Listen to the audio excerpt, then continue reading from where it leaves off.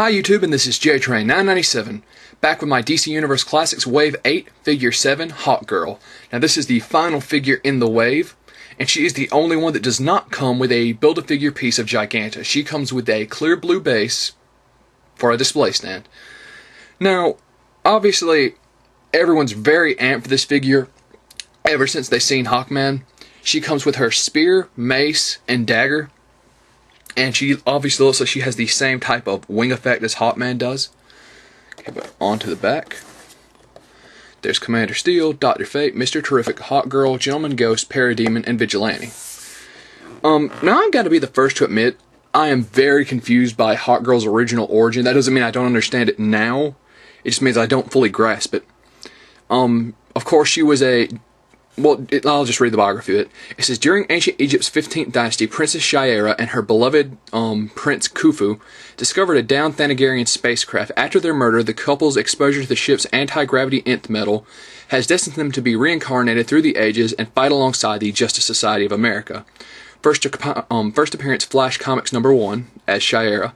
All-Star Comics #5 as Hawkgirl. Real name Shayera Sanders Hall. Occupation journalist and hero. Base of operations New York City. Special abilities wing maneuvered flight enabled by anti-gravity nth metal. Wields a variety of ancient weapons. Expert in hand-to-hand combat. Of course, all her mace, her dagger, and her spear are all supposed to be made of nth metal, which means they can negate magical effects, and those are some of the only weapons that can defeat Gentleman Ghost, who is her arch enemy out of the line. So let's pull her out of the box.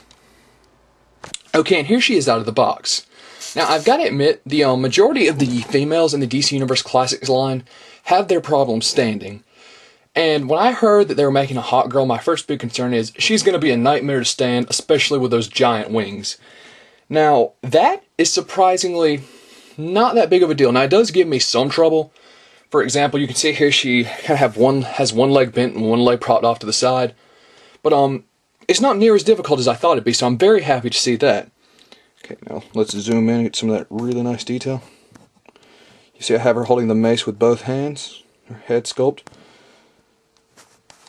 And her wingspan, of course, goes, this is a little farther out. You can have her standing like that. Oh, now she's going to give me troubles as soon as I start the video. And that's her with her wingspan in. They can, of course, roll back. It has that type of connector at the back, as you can see there. I'm going to show Shayera's ass. Sorry about that. No fanboys everywhere are so destroyed by that. And there she is with her wingspan fully out. Come on, stand up.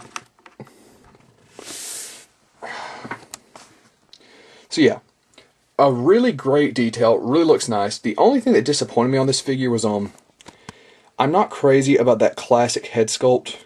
I like the new one a bit better. But it still serves its purpose. Okay, so panning out. As you can see, she holds the mace well. Here is her dagger. Now, the weapons are darker than Hawkman's, but they still have the same chips and notches, as you can see there. And there's still a nice amount of detail in them. Here's the spear. Do a quick comparison. Of course, I'm only gonna pose her with a mace, which is really jammed in there.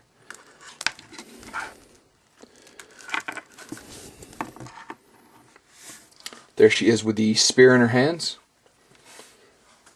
Okay, pulling that out. Let go of it.